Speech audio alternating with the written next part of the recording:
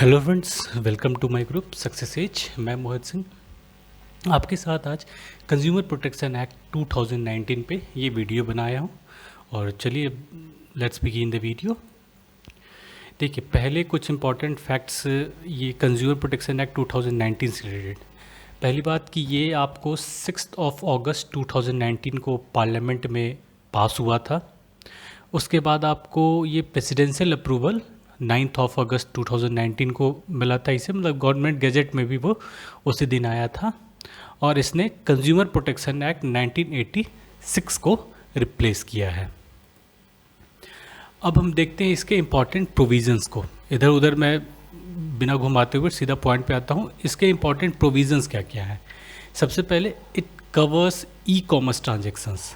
हाँ दोस्तों, e commerce transactions, इसमें कंज्यूमर का जो डेफिनेशन है उसे वाइडन किया गया है।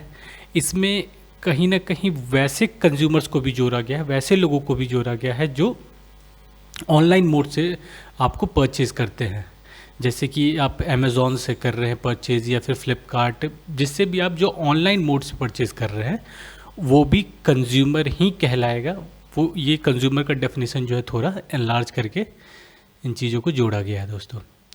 Enhancement of pecuniary jurisdictions. हाँ दोस्तों, यहाँ पे हम देख रहे हैं जो पेक्यूनरी जुरिसडिक्शंस मतलब कितना फ़ाइन लगेगा, क्या लगेगा, कितना, मतलब वो सब सारा कुछ। तो यहाँ पे बेसिकली हम देख रहे हैं कौन ऑथराइज्ड है कितना तक फ़ाइन लेने के लिए।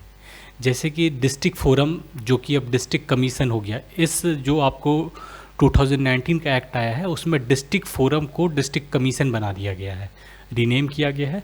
तो इसमें जो भी आपको कंप्लेंट्स होंगे, मेनली 1 करोड़ से नीचे के जो भी आपको मतलब क्लेम्स होंगे, उनमें आप डिस्ट्रिक्ट फोरम में कंप्लेन कर सकते हैं। 1 करोड़ से 10 करोड़ तक का अगर आपका कोई क्लेम है तो वो आप स्टेट कमीशन पे कर सकते हैं। 10 करोड़ और उससे अबव है तो national consumer dispute redressal commission NCDRC, वहाँ पर आप कंप्लेन कर सकते हैं। यहाँ पे इसमें बेसिकली यही बताया गया है, जो आपका सपोज़ आपने कोई चीज़ परचेज़ किया, ठीक है, कोई चीज़ आपने ख़रीदा, उसकी वैल्यू है या फिर आपका जो क्लेम का वैल्यू है ओवरऑल, मतलब सब कुछ जोड़ जाड़ के जो भी आपका टोटल क्लेम का वैल्यू है वो 1 करोड़ से नीचे है तो डिस्ट्रिक्ट में आप डिस्ट्रिक्ट फोरम में जाएंगे। 1 करोड़ से 10 करोड़ है तो स्टेट कमीशन में, डिस्ट्रिक्ट फोरम नहीं डिस्ट्रिक्ट कमीशन, और 1 to 10 करोड़ स्टेट कमीशन, और NCDRC में 10 करोड़ एंड अबव। तीसरा प्रोविज़न होता है दोस्तों ई फाइलिंग ऑफ कंप्लेंट्स।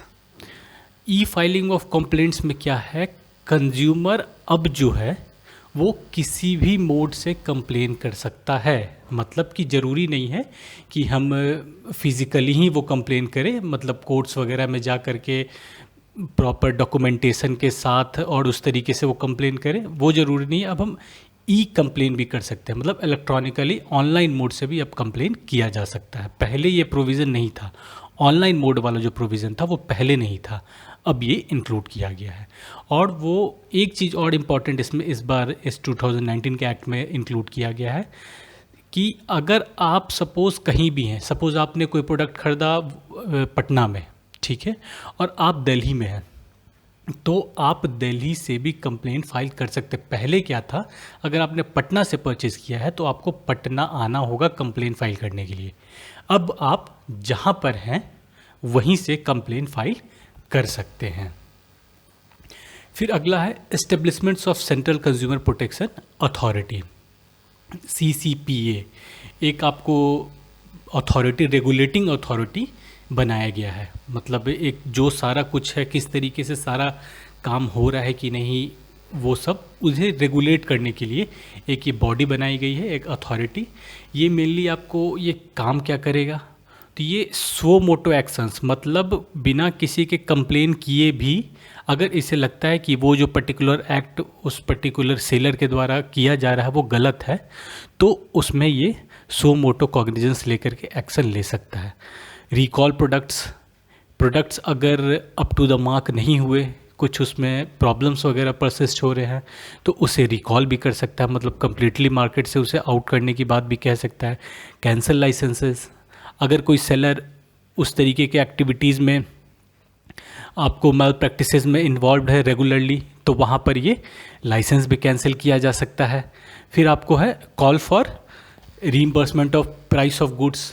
यहाँ पर क्या बताया जा रहा है कि अगर वो कोई जैसे यहाँ पर call for reimbursement of price of goods, मतलब कि अगर किसी ने कोई प्रोडक्ट सेल किया, ठीक है, और वो जो सामने वाला जो कंज्यूमर है वो उससे अफेक्ट हो रहा है, तो कहीं ना कहीं वो उस प्रोडक्ट के प्राइस को क्लेम करेगा, और ये जो पर्टिकुलर अथॉरिटी है ये उस सेलर को कहेगी ऐसा कि आप ये अमाउंट कंज्यूमर को दीजिए हर्जाने के तौर पे, जो भी उस प्रोडक्ट को ख़रीदने में उससे पैसे लगे हैं और वो प्रोडक्ट वैसा नहीं निकला है तो हर्जाने के तौर पे आप उसको पैसे वापस करेंगे।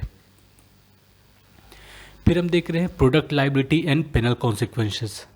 तो यहाँ पर क्या है कि चाहे वो मैन्युफैक्चरर हो, प्रोडक्ट सर्विस प्रोवाइडर हो, a kind of wholesaler type of thing, या फिर प्रोडक्ट सेलर हो, सीधा जो आपको रिटेलर हुआ, किसी पे भी क्लेम किया जा सकता है कंपेंसेशन का। हाँ, इसमें फिर लास्ट में जो पॉइंट मैंने बताया, responsibilities are fixed on the basis of nature of complaints, मतलब ये देखा जाएगा कि फॉल्ट किसके बिहाफ में है। मैन्युफैक्चरिंग डिफ़ॉल्ट है उस पर्टिकुलर प्रोडक्ट में, या तो फिर जो आपको प्रोडक्ट सर्विस प्रोवाइडर है वो कुछ गड़बड़ कर रहा है बीच में, मतलब इधर उधर प्रोडक्ट्स को मतलब जो अच्छे प्रोडक्ट्स हैं उसको रख करके, और जो बुरे प्रोडक्ट्स हैं, मतलब बुरे क्या, उसे उसमें कुछ मिलावट वगैरह कर करके उस प्रोडक्ट्स को बेच रहा है। या तो फिर यहाँ पे हम देखेंगे प्रोडक्ट सेलर जो डायरेक्ट रिटेलर है वो उस तरीके के मैल प्रैक्टिसेस में इन्वॉल्व है, तो वो उसके बेसिस पे लायबिलिटी डिसाइड होगा। वैसे ओवरऑल देखा जाए तो ज़्यादातर मामले में दोस्तों मैन्युफैक्चरर ही फंसते हैं, ज़्यादातर मैक्सिमम मामले में मैन्युफैक्चरर ही ये होते हैं। और इसमें क्या है, ई कॉमर्स प्लेटफॉर्म भी इंक्लूड होगा, जो कि पहले नहीं था दोस्तों। हाँ, ई कॉमर्स प्लेटफॉर्म, सपोज मान लीजिए इन product seller category e commerce platform जो अमेज़ॉन बेच रहा है आपको, फ्लिपकार्ट बेच रहा है, चाहे जो भी बेच रहा हो, जो ई कॉमर्स प्लेटफॉर्म्स है वो भी कहीं ना कहीं प्रोडक्ट सेलर की कैटेगरी में आएंगे, अगर उन्हें पता था कि ये प्रोडक्ट जो है ये अप टू द मार्क नहीं था, ये पर्टिकुलर प्रोडक्ट मतलब आउट स्टैंडर्ड प्रोडक्ट है, या तो फिर ये कहीं ना कहीं नुकसान पहुंचा सकता है। अगर ये सब जानते हुए भी उस प्रोडक्ट को अगर वो बेच रहे हैं तो इसमें ये भी नप सकते हैं। फिर हम देख रहे हैं unfair trade practices. Now it also include sharing of personal information given by consumers in confidence. हाँ दोस्तों, ये जो मूव है बेसिकली आपको ई कॉमर्स प्लेटफॉर्म्स के लिए ही किया गया है कि अब जो अनफेयर ट्रेड प्रैक्टिसेस है, पहले अनफेयर ट्रेड प्रैक्टिसेस में क्या था, आप तौल से ज़्यादा, तौल से कम दे रहा हो, या तो फिर आपको कुछ मिलावट का सामान दे रहा हो, तो उस तरीके से सारा ये होता था अनफेयर ट्रेड प्रैक्टिसेस में। अब अनफेयर ट्रेड प्रैक्टिसेस में इस बार जो ऐड किया गया है वो है कि आप जो पर्सनल इन्फॉर्मेशन है कंज्यूमर का, वो आप किसी और को शेयर नहीं कर सकते हैं। मेनली होता क्या है, देखिए ई कॉमर्स प्लेटफॉर्म जो भी है, सपोज अमेजॉन हो गया, फ्लिपकार्ट हो गया, चाहे जो भी हो गया, आपको मिंत्रा हो गया, शॉपक्लूज हो गया, ये सब करते क्या है, आपको जब भी आप कोई प्रोडक्ट परचेज़ करिएगा तो पहले आपसे सारे इंपॉर्टेंट इन्फॉर्मेशंस वगैरह ले लेते हैं, वो आपका लोकेशन वो पूछते हैं, आपको मतलब सारा इन्फॉर्मेशन जो आपसे रिलेटेड है, बैंक के सारे डिटेल्स वगैरह सारा कुछ, वो एड्रेस प्रूफ सब कुछ वो ले लेते हैं। उसके बाद कोई प्रोडक्ट अगर वो आप मतलब ख़रीदते हैं तो फिर वो ऑटोमेटिकली आपके एड्रेस पे, वो जो लोकेशन के थ्रू ट्रैक किया हुआ एड्रेस है उस पे वो फिर डिस्पैच करते हैं, मतलब भेजते हैं। तो एक कहीं ना कहीं एक इम्पॉर्टेंट और पर्सनल इन्फॉर्मेशन उस आपको ई कॉमर्स कंपनी के पास चला जाता है। बैंक रिलेटेड सारे डॉक्यूमेंट, बैंक रिलेटेड सारे इन्फॉर्मेशंस हो गए, एड्रेस डिटेल हो गया, सारा कुछ। तो अब उन डाटास को वो कहीं दूसरी जगह पर, कहीं वैसे जगह पर उस डाटा को यूज़ ना करे जो कि कहीं ना कहीं कंज्यूमर के जो कॉन्फिडेंस है, कंज्यूमर के जो आपको प्राइवेसी है उसको हैम्पर करे।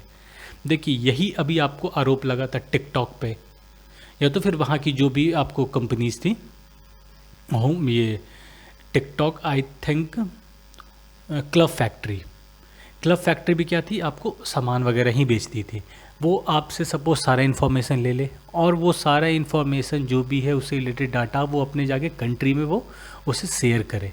तो यहाँ पर क्या होगा, ये जो अनफेयर ट्रेड प्रैक्टिसेस है इसमें वैसे ही चीज़ों को इंक्लूड किया गया है कि सपोज़ डाटा यहाँ से हम इम्पॉर्टेंट जो भी है वो ले लिए और उसे ले जाकर वो जो उस पर्टिकुलर ब्रांड की जो पर्टिकुलर वो जो ई कॉमर्स प्लेटफॉर्म है उसकी जो होस्ट कंट्री है वहाँ पे जाके उसे दे रहे हैं, या तो फिर इंडिया में ही है उसको कुछ वैसे पर्पस के लिए यूज़ कर रहे हैं, मार्केटिंग पर्पस के लिए यूज़ कर रहे हैं।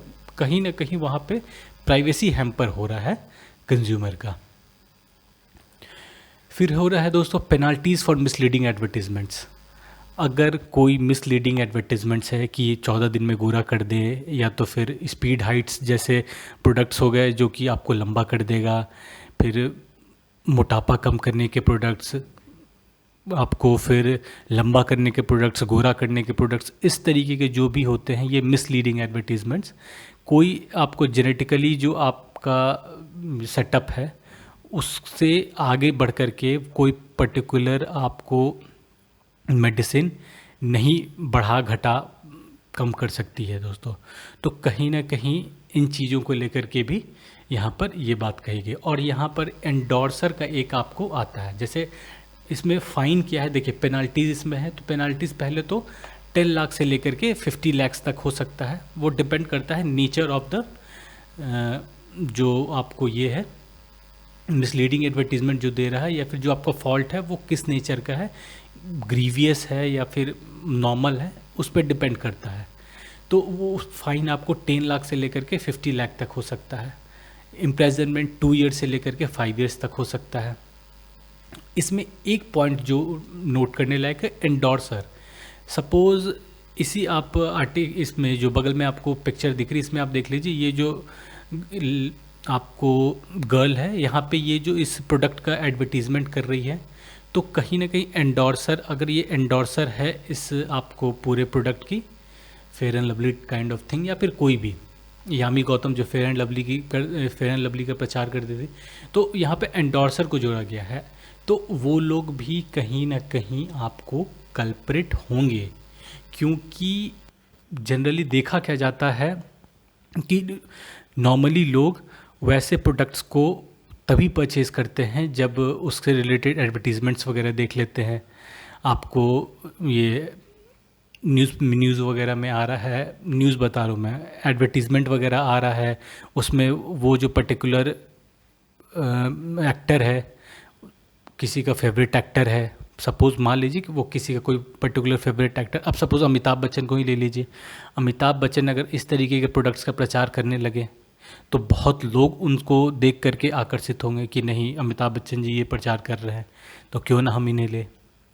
तो वही है, इस तरीके के जो आपको मिसलीडिंग एडवर्टीज़मेंट्स हैं उन्हें करने पर भी कहीं ना कहीं बैन लगाने की बात की जा रही है। अगर कोई करता है तो उसे ये जो पूरा आपको दिया हुआ है 10 लाख से लेकर के 50 लाख तक फाइन और 2 ईयर से लेकर के 5 ईयर्स जेल टर्म।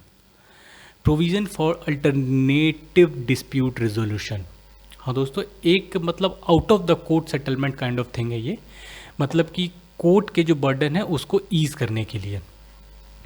होता क्या जनरली कि अब कुछ भी आपको इशू हो रहा है, कुछ भी आपको कंज्यूमर फोरम में जाना है, तो सीधे आप या तो कंज्यूमर फोरम, मतलब कुछ भी आपको केस करना है, कुछ वैसे प्रोडक्ट्स वगैरह आपको मिले हैं जो कि सेटिस्फाइड आप नहीं है उस प्रोडक्ट से, या तो फिर उसकी वजह से कुछ इश्यूज़ आपके साथ हो गए, तो वैसे केसेस में आपको कोर्ट जाना होता है, कंज्यूमर फोरम जाता होता है।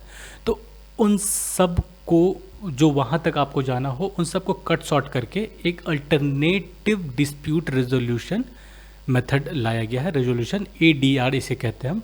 इसमें क्या होगा कि कोर्ट जाने की ज़रूरत नहीं पड़ेगी, मीडिएशन के थ्रू बीच में ही चीज़ों को सॉल्व करने की कोशिश की जाएगी। हाँ, अगर उस तरीके का मान लीजिए सिचुएशन आपको ग्रीवियस हर्ट हुआ, सपोज़ आपने कोई ब्यूटी प्रोडक्ट यूज़ किया और आपके चेहरे पे पूरा मतलब आपका चेहरा रैसेस से भर गया और वो परमानेंट आपको हार्म उससे पहुंच गया, या तो फिर कुछ उस तरीके का फूड प्रोडक्ट्स आप ले रहे हैं जिससे आपको डायरिया हो गया, या तो फिर कुछ भी प्रॉब्लम हो गया, एक इन्फ्लेमेशन हो गया, किसी भी तरीके का इलनेस हो गया, तो इस तरीके का कोई भी चीज़ हुआ तो इसमें तो आप कोर्ट जाना ही पसंद करेंगे। बट जो थोड़ा कम ग्रीवियस नेचर का हो, मतलब ग्रीवियस नेचर का नहीं हो, जो थोड़ा कम ये हो नुकसानदायक, उससे बहुत ज़्यादा आप अफेक्ट नहीं हो रहे हो, तो वैसी चीज़ों के लिए मतलब ऐसा ही आपको अल्टरनेट डिस्प्यूट रिजोल्यूशन मेथड लाया गया है कि मतलब अगर कुछ वैसा ग्रीवियस नहीं अगर हर्ट है कोई, तो वैसे केसेस में out of the court mediation के थ्रू चीज़ों को सॉल्व करने की बात यहाँ पे की जा रही है। इसमें भी सारा सिस्टम उसी तरीके से होगा, कंप्लेन कोई करेगा, दोनों पार्टीज़ को बुलाया जाएगा, अगर देखा जाएगा कि चीज़ें रिजॉल्व हो रही हैं तो ठीक है, अगर नहीं रिजॉल्व हो रही है तो फिर कोर्ट की तरफ रुख किया जा सकता है दोस्तों। So thanks for watching my video, stay connected with me as you see in on the screen. हमारा ग्रुप सक्सेस एज, जहाँ पर ये फेसबुक पे भी हमारा पेज बना हुआ है सक्सेस एज के नाम से, सक्सेस एज बीपीएससी यूपीएससी, जहाँ पर हम आपको ये सारे न्यूज़पेपर के इंपॉर्टेंट आर्टिकल्स कवर करते हैं दोस्तों। So thank you friend, thanks a lot.